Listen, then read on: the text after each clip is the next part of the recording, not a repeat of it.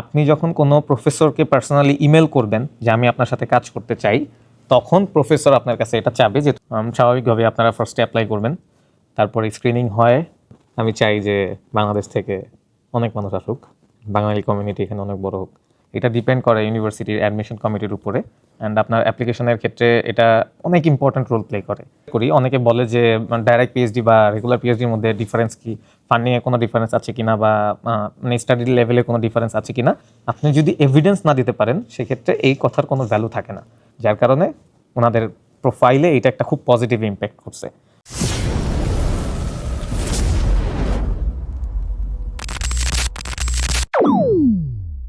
আসসালামু আলাইকুম। আজকে আমি আপনাদের জানাবো যে কিংফাদে রেগুলার পিএইচডি বা ডাইরেক্ট পিএইচডি বা এমএসসি মাস্টার্স প্রোগ্রামে থিসিস বেসড বা প্রজেক্ট বেসড অ্যাপ্লিকেশন করার টাইমলাইনটা অ্যান্ড কী কী ডকুমেন্টস আপনাদের লাগবে এখানে অ্যাপ্লাই করতে, A to Z সব কিছু ডিটেলসে বলবো। আই থিঙ্ক আপনারা সব কিছু জানতে পারবেন এই ভিডিও দেখার পরে। এরপরে আস্তে আস্তে পরের স্টেপের ভিডিওগুলো পাবেন, অ্যান্ড আমি আমার সর্বোচ্চ ট্রাই করতেছি যাতে আপনাদের সম্পূর্ণ একটা প্লেলিস্ট দেওয়া যায়, যে কিংফাদে পিএইচডি অ্যাপ্লিকেশন করার সম্পূর্ণ একটা প্লেলিস্ট যাতে আপনাদের থাকে, অ্যান্ড প্রসেসটা যাতে আপনারা সম্পূর্ণ জানতে পারেন। আমি চাই যে বাংলাদেশ থেকে অনেক মানুষ আসুক, বাঙালি কমিউনিটি এখানে অনেক বড় হোক। সো চলেন আমরা স্টার্ট করি আজকে, যে কী কী সময় এখানে অ্যাপ্লাই করা যায় আর কী কী ডকুমেন্টস লাগে। ফার্স্টে আমরা যেটা জানবো সেটা হচ্ছে যে ফল সেমিস্টারে অ্যাপ্লিকেশন করার টাইমলাইন কী। এখানে অ্যাপ্লিকেশনটা স্টার্ট হয় মিড নভেম্বরের দিকে, যেমন লাস্ট ইয়ার যেটা শুরু হয়েছিল 23 নভেম্বর, অ্যান্ড অ্যাপ্লিকেশন ডেডলাইন ছিল 10 জানুয়ারি। দ্যাট মিন্স আপনি ধরে নিতে পারেন যে মিড নভেম্বর স্টার্ট হবে অ্যান্ড মিড জানুয়ারি পর্যন্ত এটার ডেডলাইন থাকবে। অ্যান্ড এটার ক্লাস স্টার্ট হয় হচ্ছে মিড অগস্ট বা অগস্টের 10 তারিখ বা 15 তারিখের পরে এখানে ক্লাস শুরু হয়। আপনার হয়তো অগাস্টের ফার্স্টের দিকে এখানে উপস্থিত থাকা লাগবে যদি আপনার সম্পূর্ণ প্রসিডিউর হয়। তারপরের যে ইনটেকটা সেটা হচ্ছে স্প্রিং সেমিস্টার। এইটাতে অ্যাপ্লিকেশন শুরু হয় লেট মে মাসের শেষের দিকে শুরু হবে, অ্যান্ড এটার অ্যাপ্লিকেশনটার ডেডলাইন থাকবে হচ্ছে লেট জুলাই টু আর্লি অগাস্টের ফার্স্টের দিকে শেষ হয়ে যাবে। অনেক সময় এটা জুলাইয়ের শেষের দিকেও শেষ হয়ে যায় ডেডলাইন। এটা ডিপেন্ড করে ইউনিভার্সিটির অ্যাডমিশন কমিটির উপরে। আমি আজকে আপনাদের যে ইনফরমেশন দিচ্ছি সেটা ওয়েবসাইট থেকে নেওয়া, অ্যান্ড লাস্ট ইয়ারের বা লাস্ট কয়েক বছরের ডেটাবেস থেকে আমি আপনাদের জানাচ্ছি। হতে পারে সামনে ওরা হয়তো ডেট চেঞ্জ করতেই পারে, বাট ইউজুয়ালি এই সময়টার মধ্যেই অ্যাপ্লিকেশন প্রসেসটা হয়। অ্যান্ড যেটা স্প্রিং সেমিস্টার সেটার ক্লাস শুরু হয় হচ্ছে জানুয়ারি থেকে। সো আপনারা দুইটা সেমিস্টার পাচ্ছেন কিংফাদে অ্যাপ্লাই করার জন্য, একটা হচ্ছে ফল সেমিস্টার অ্যান্ড স্প্রিং সেমিস্টার। এই দুটো সেমিস্টারেই মূলত এখানে স্টুডেন্ট নেওয়া হয়, অ্যান্ড অ্যাপ্লিকেশন প্রসিডিউরটা মূলত একটু লম্বা। স্বাভাবিকভাবে আপনারা ফার্স্টে অ্যাপ্লাই করবেন, তারপরে স্ক্রিনিং হয়। আফটার দ্যাট এখানে আপনাকে একটা ইন্টারভিউ কল করে, ইন্টারভিউতে অ্যাটেন্ড করার পরে আপনার ইন্টারভিউ যদি ভালো হয়, ওদের মনের মতো হয়, দেন আপনাকে এখানে চুজ করবে। সো দ্যাটস সিম্পল, বাট প্রসিডিউরটা লেন্দি, আপনাকে অনেকদিন সময় এখানে দেওয়া লাগবে।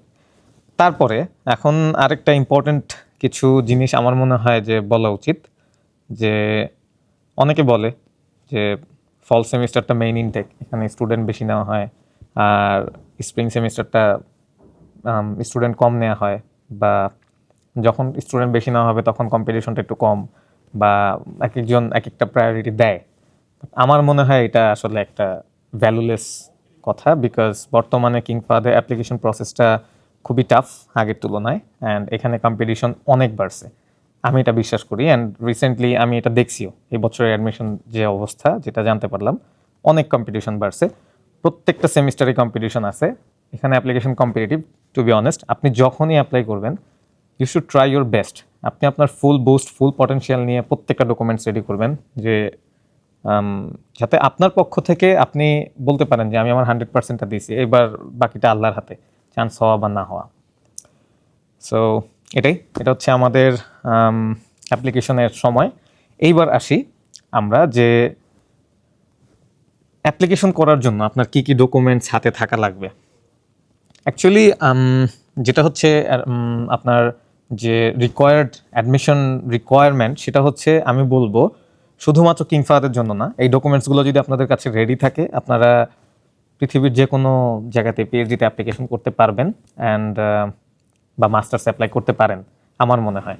সো অ্যাভারেজ সব জায়গায় সেম, হয়তো কোনো জায়গায় রেকমেন্ডেশন 2টা লাগে, কোনো জায়গায় রেকমেন্ডেশন 3টা লাগে, কোনো জায়গায় এসওপি আলাদা করে প্রফেসরকে পাঠানো লাগে, রিসার্চ প্রপোজাল দেওয়া লাগে। So that depends, but overall সব জায়গায় PhD and masters application same. So চলেন আমরা জানি এখন যে আমাদের কী কী ডকুমেন্টস লাগবে বা অ্যাডমিশন রিকোয়ারমেন্ট কী কী, যেটাতে আপনি পিএইচডি অ্যাপ্লিকেশনটা করতে পারবেন। সবার আগে আসি যে একাডেমিক ডকুমেন্টস কী কী লাগবে। আপনার ব্যাচেলরের ডিগ্রি সার্টিফিকেট লাগবে আর ব্যাচেলরের ট্রান্সক্রিপ্ট লাগবে। এইখানে যেটা হচ্ছে শুধুমাত্র এমএসসি স্টুডেন্টদের জন্য বা ডিরেক্ট পিএইচডি স্টুডেন্টদের জন্য এই সার্টিফিকেটগুলো লাগে। এইখানে যেটা রেগুলার পিএইচডি যদি আপনি করতে চান সেক্ষেত্রে আপনার মাস্টার্সের ডিগ্রি সার্টিফিকেট লাগবে অ্যান্ড মাস্টার্সের ট্রান্সক্রিপ্টও লাগবে। আমি আরেকটা জিনিস এখানে ক্লিয়ার করি, অনেকে বলে যে ডাইরেক্ট পিএইচডি বা রেগুলার পিএইচডির মধ্যে ডিফারেন্স কি, ফান্ডিংয়ে কোনো ডিফারেন্স আছে কিনা বা মানে স্টাডি লেভেলে কোনো ডিফারেন্স আছে কিনা। কোনো ডিফারেন্স নাই, এক্সেপ্ট যে আপনি আপনার একটা মাস্টার্স ডিগ্রি আছে আর ডাইরেক্ট পিএইচডিতে কোনো মাস্টার্স ডিগ্রি নাই, ওরা হচ্ছে ডাইরেক্টলি পিএইচডি করতে আসছে। এখানে কম্প্রিহেন্সিভ এক্সাম দুজনেরই দেওয়া লাগে, দুজনের ফান্ডিং সেম।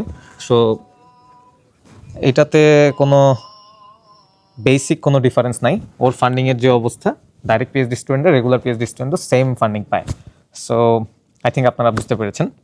আর একাডেমিক সার্টিফিকেট গেল এটা। আর রিকোয়ারমেন্ট হচ্ছে মিনিমাম রিকোয়ারমেন্ট 3 থাকতে হবে, ম্যাক্সিমাম 4 আউট অফ 4। যেখানে স্কেল হয় আউট অফ 4 ওটার মধ্যে 3 থাকতে হবে, ম্যাক্সিমাম 4 পর্যন্ত। আপনার রেজাল্ট যত ভালো এটা প্রায়োরিটি অবশ্যই আপনি ভালো জায়গায় পাবেন। এইবার আসি সেকেন্ড, ইংলিশ প্রফিসিয়েন্সি টেস্ট কী করতে হয়। এখানে 3টা ইংলিশ প্রফিসিয়েন্সি টেস্ট নেওয়া হয়, যে কোনো একটা দিলেই হবে। সেটা হচ্ছে আইএলটিএস 6.5 ব্যান্ড স্কোর থাকা লাগবে, ইন্ডিভিজুয়াল ব্যান্ড লিমিট নাই। সো আপনি আইএলটিএসে যদি কোনোটাতে 5.5 থাকে বা 6 থাকে বাট ওভারঅল আপনার 6 আছে, আপনি অ্যাপ্লাই করতে পারবেন। যদি আইএলস না দেন, টোফেল দেন। টোফেলের একটা যেটা হচ্ছে যে 3টা স্টেপ এখানে ভাগ আছে, সেটা হচ্ছে যে আপনার পিবিটি দিতে হবে। এটার পিবিটির মার্কটা হচ্ছে 550 থাকতে হবে, সিবিটির মার্ক থাকতে হবে 213, আইবিটির মার্ক থাকতে হবে 80।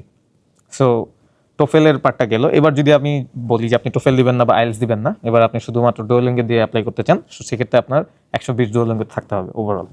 That's it. এইখানে একটা কথা আছে যে অনেকে, যেমন আমার কিছু ফ্রেন্ডস আছে বা আমার ডিপার্টমেন্টের একজন বড় ভাই আছে, উনি অস্ট্রেলিয়া থেকে এখানে পড়তে আসছে।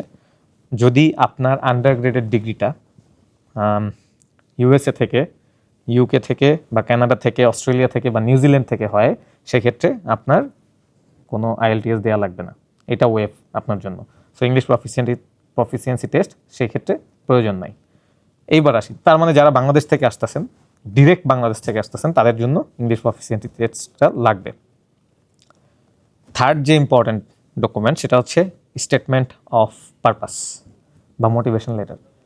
এইটার একটা ডিটেলস ভিডিও বানাবো আমি, যে কীভাবে স্টেটমেন্ট অফ পারপাসটা লেখা লাগবে বা আপনারা জানতে পারবেন।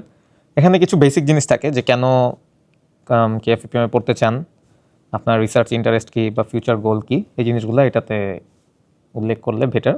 আর সামনে এটার উপর একটা ডিটেলস ভিডিও আমি বানাবো ইনশাল্লাহ, যাতে অনেকের সুবিধা হয়, অনেকেই অনেক কোশ্চেন করে এসওপি নিয়ে। এরপরের যে ডকুমেন্ট সেটা হচ্ছে সিভি, আপনার কারিকুলাম ভিটা। কারিকুলাম ভিটাতে আপনার নর্মাল চাকরির যে সিভিটা হয় সেটা মূলত এরকম সিভি না, একাডেমিক সিভি হইতে হবে এটা। অ্যান্ড আপনার অ্যাপ্লিকেশনের ক্ষেত্রে এটা অনেক ইম্পর্ট্যান্ট রোল প্লে করে। এখানে কিছু বেসিক জিনিস থাকে যে একাডেমিক ব্যাকগ্রাউন্ড থাকতে হবে, আপনার projects, skill and research experience. অবশ্যই পিএইচডির ক্ষেত্রে আপনার রিসার্চ এক্সপিরিয়েন্স অনেক ম্যাটার করে। অ্যান্ড এই সিভির উপরেও আমি একটা ডিটেলস ভিডিও বানাবো, সিভি অ্যান্ড এসওপি, এই দুটো খুবই ইম্পর্ট্যান্ট আই গেস, বিকজ অনেক রিকোয়েস্ট আসছে এটার উপরে। আচ্ছা, এইবার আসি 5 নাম্বার যেটা, 5 নাম্বার ডকুমেন্টসটা হচ্ছে রেকমেন্ডেশন লেটার। রেকমেন্ডেশন লেটার এখানে ডিপার্টমেন্ট ওয়াইজ ভ্যারি করে।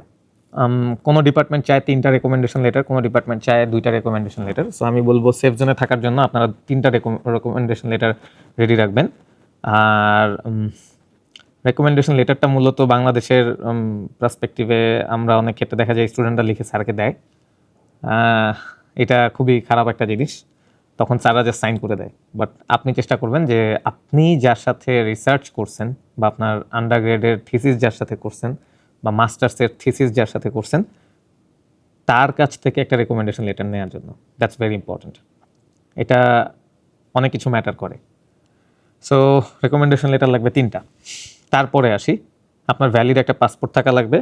পাসপোর্টের মিনিমাম ভ্যালিডিটি থাকে একটা, যেটা আই ডোন্ট নো, এটা মনে হয় 6 মান্থের একটা মিনিমাম ভ্যালিডিটি থাকে। আই এম নট শিওর, এটা আপনারা একটু কাইন্ডলি চেক করে নেবেন। পাসপোর্টটা আই থিঙ্ক সবারই আছে যারা অ্যাপ্লাই করতে চায়।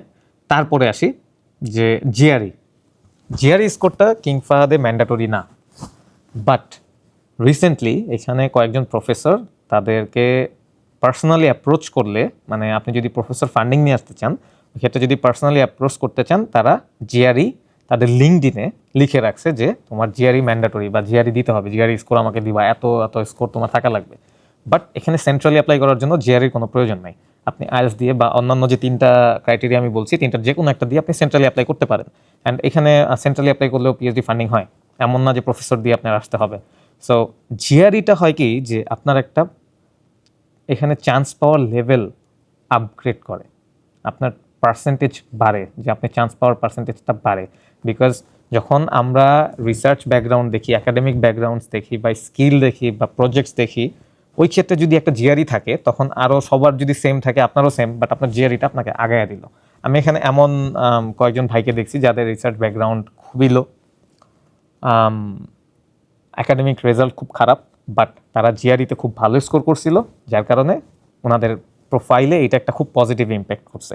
সো আমি বলবো যদি খুবই শিওর শট টার্গেট করতে ইচ্ছা হয় তখন আপনি জিআরই দিতে পারেন, that's a good choice.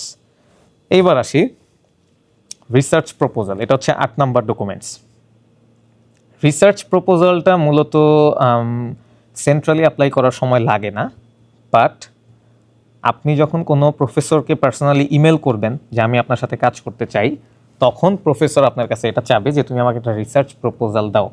And এই রিসার্চ প্রপোজালটা হবে আপনার ওই প্রফেসরের রিসার্চের সাথে অ্যালাইন করে আপনার এটা রেডি করতে হবে, যে আপনার রিসার্চ ইন্টারেস্ট অ্যান্ড আপনার প্রিভিয়াস ব্যাকগ্রাউন্ডের কাজ ওইটার সাথে ম্যাচ করে। দেন আপনি এটা ওনাকে পাঠাবেন, যদি ওনার পছন্দ হয় that's it, you are welcome to good to গো।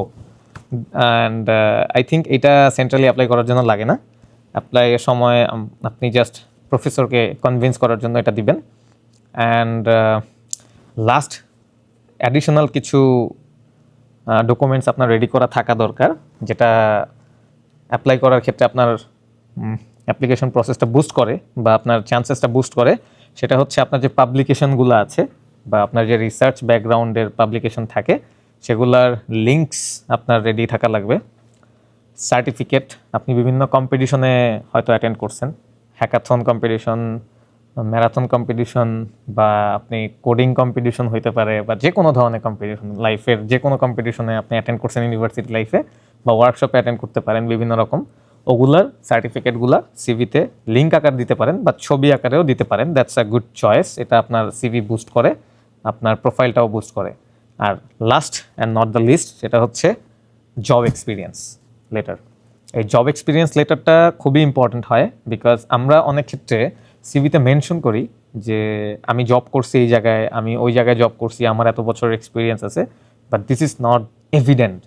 আপনার এভিডেন্স এটা কখনোই না, এটা প্রমাণিত না। আপনি যদি এভিডেন্স না দিতে পারেন সেক্ষেত্রে এই কথার কোনো ভ্যালু থাকে না। আমার মতে জব এক্সপিরিয়েন্স লেটারটা পাশাপাশি দেওয়া উচিত, যেটা আপনার জন্য আপনার প্রোফাইল বুস্টার হিসাবে কাজ করবে অ্যান্ড আপনার কথার একটা ভ্যালু ইনক্রিজ করে। সো দিটস আর দ্য ডকুমেন্টস যেটা আপনাদের প্রয়োজন ছিল। আই থিঙ্ক আমি লাস্ট আরেকবার বলে দিই যে আপনাদের কী কী ডকুমেন্টস লাগবে। Quick checklist, degree certificate, BSc and MSc, and BSc কাদের লাগবে, এমএসসি কাদের লাগবে এটা আমি অলরেডি বলেছি। ট্রান্সক্রিপ্ট লাগবে, অ্যান্ড ট্রান্সক্রিপ্ট শুধুমাত্র ফাইনালটা হইলেই হবে, সেমিস্টার ওয়াইজটা লাগে না, বাট কোনো প্রফেসর যদি সেমিস্টার ওয়াইজ চায় আপনি দিতে পারেন। তারপর হচ্ছে আইএলটিএস, টোফেল বা ডুওলিঙ্গো, এই 3টার যে কোনো একটা সার্টিফিকেট লাগবে। এসওপি লাগবে, সিভি লাগবে, এলওআর 2টা বা 3টা সেফ জোন। পাসপোর্ট লাগবে, একটা ভ্যালিড পাসপোর্ট। জিআরই সেটা অপশনাল, রিসার্চ প্রপোজাল পিএইচডি স্টুডেন্টের জন্য এটা লাগে যদি পার্সোনালি অ্যাপ্রোচ করে আপনি এখানে আসতে চান কোনো প্রফেসরকে। That's it. সো আপনাদের এই ডকুমেন্টসগুলো যদি রেডি থাকে, আমি বলবো আপনি রেডি আছেন এখন পিএইচডিতে অ্যাপ্লিকেশন করার জন্য, সো ওয়েট করেন না। যে টাইমলাইনটা আমি অলরেডি বলছি, এই টাইমলাইন অনুযায়ী ওয়েট করেন নেক্সট সেমিস্টারে এই ডকুমেন্টস দিয়ে, যাতে আপনি অ্যাপ্লাই করতে পারেন। অ্যান্ড যদি কিংফাদে আসেন অবশ্যই আপনাকে চায়ের ইনভাইটেশন রইলো, একসাথে চা খাবো। আমি কিন্তু চা বানাইতে পারি না, বাট মলে আপনাকে চা খাওয়াবো ইনশাল্লাহ। আর আরেকটা আমার পক্ষ থেকে একটা টিপস হচ্ছে, আমরা অনেক ক্ষেত্রে ডকুমেন্টস সব রেডি থাকে আমাদের, বাট আমরা ভাবি যে আগে অ্যাডমিশন টাইমটা স্টার্ট হোক, তারপরে ডকুমেন্টসটা ফাইনাল চেক দিব, আমি সাবমিট করে দিব। টু বি অনেস্ট, এটা আমার ক্ষেত্রেও ঘটছিল। আমি কয়েকটা জায়গায় এমন অ্যাপ্লাই করার সময় দেখছিলাম যে এটা হয় কি, যে আমাদের মেন্টালিটিটা কমফোর্ট জোনে চলে যায়, মাইন্ডটা কমফোর্ট জোনে চলে যায়, যেটা আসলে একটা সাইড ইফেক্ট। আমার মনে হয় যে প্রত্যেকটা জিনিস খুব সুন্দরভাবে রেডি করে রেখে দেওয়া উচিত। অ্যান্ড এসওপি থেকে শুরু করে, বিকজ এসওপি তো আপনি দুইটা প্রফেসরকে অ্যাপ্লাই করতে পারেন। সেন্ট্রাল অ্যাপ্লাইয়ের সময় আপনার এসওপি চেঞ্জ হবে, প্রফেসরকে যখন আপনি ইমেল করবেন তখন এসওপির কিছু পার্ট তো আপনার ইমেলের মধ্যে দেওয়া লাগবে। সো প্রত্যেকটা জিনিস সুন্দরভাবে সাজিয়ে রাখাটা আমার মতো একটা wise decision. And just application শুরু হইলে আপনি, টু বি অনেস্ট, যতটা ফার্স্টে অ্যাপ্লাই করা যায় ওইটা আমার মতে ট্রাই করা উচিত। সো দ্যাটস ইট, এই টিপসটাই ছিল। And best of luck for this journey. যারা এই ভিডিওটা দেখলেন, থ্যাংক ইউ সো মাচ। যদি আপনাদের উপকারে আসে, লাইক কমেন্ট শেয়ার করবেন। কিডিং, লাইক কমেন্ট শেয়ার করা লাগবে না, আমি প্রফেশনাল ইউটিউবার না। Thank you so much.